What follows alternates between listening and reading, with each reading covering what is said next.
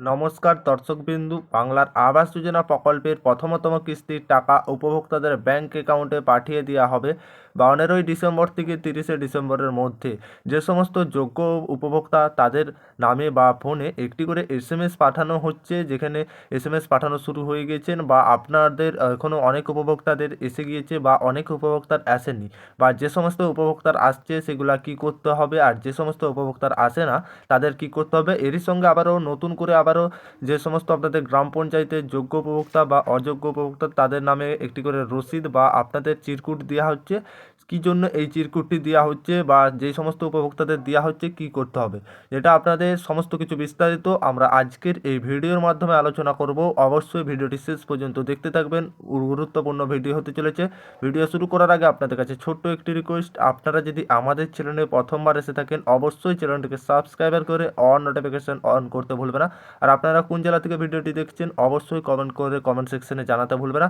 আপনার জেলায় যেহেতু এই এসএমএস আসছে বা আপনি যদি যোগ্য ব্যক্তি হয়ে থাকেন সেটাও জানাতে ভুলবে না কমেন্ট করে। চলুন শুরু করা যাক। যেটা আপনাদের বাংলার আবাস যোজনা প্রকল্পের এসএমএস পাঠানো শুরু হয়ে গেছেন বা অনেক উপভোক্তা পেয়ে গেছেন। কিছু কিছু উপভোক্তা রিচার্জের জন্য বা সার্ভারের প্রবলেম সমস্যার জন্যে তাদের এসএমএস আসেনি। সেই সমস্ত উপভোক্তাদের কি হচ্ছে, যে সমস্ত উপভোক্তাদের এসএমএস আসেনি বা আপনারা কি করবেন, যে সমস্ত উপভোক্তাদের এসএমএস আসেনি সেই সমস্ত উপভোক্তা যদি যোগ্য হয়ে থাকেন, আপনি যদি মনে করেন একজন যোগ্য ব্যক্তি, তাহলে আপনি আপনার গ্রাম পঞ্চায়েত বা ব্লকে যেয়ে আপনি একটু দেখে নিতে পারবেন যাতে আপনার সেখানে নাম রয়েছে কি না, বা আপনার নাম থাকাটা বাধ্যতামূলক, এসএমএস আসাটা বাধ্যতামূলক নয়। যেহেতু আপনাদের যদি লিস্টে থাকে বা যে সমস্ত উপভোক্তাদের আসছে সেই সমস্ত উপভোক্তারা কি করবেন, যাদের নাম আসছে তাদের আবারও একটি নতুন করে ক্যাম্প করা হবে, সেই ক্যাম্পে যেতে হবে সেই সমস্ত উপভোক্তাদের। গ্রাম পঞ্চায়েতে প্রত্যেকটা গ্রাম পঞ্চায়েতে এই ক্যাম্প করা হবে। যে সমস্ত যোগ্য ব্যক্তি তাদের ফোন নম্বরে যে মেসেজ পাঠানো হয়েছে সেটা বা আপনাদেরকে যে ফোনে মেসেজ আসছে সেই ফোনটি সাথে নিয়ে যেতে হবে আপনাদেরকে সঙ্গে, সেইটি নিয়ে যেতে হবে। বা যেখানে সরকারি ক্যাম্প হচ্ছে সেই সরকারি অফিসাররা রয়েছে বা সেখানে আপনাদেরকে যে সমস্ত কিছু ডকুমেন্টস ভেরিফিকেশন করতে হবে। আর যে সমস্ত উপভোক্তাদের মেসেজ আসেনি যোগ্য কিন্তু লিস্টে নাম রয়েছে তাদেরকেও কিন্তু এরকম, বা যে সমস্ত উপভোক্তার মেসেজ আসছে ঠিক আপনারা দেখতে পাচ্ছেন এরকম একটা মেসেজ আসবে।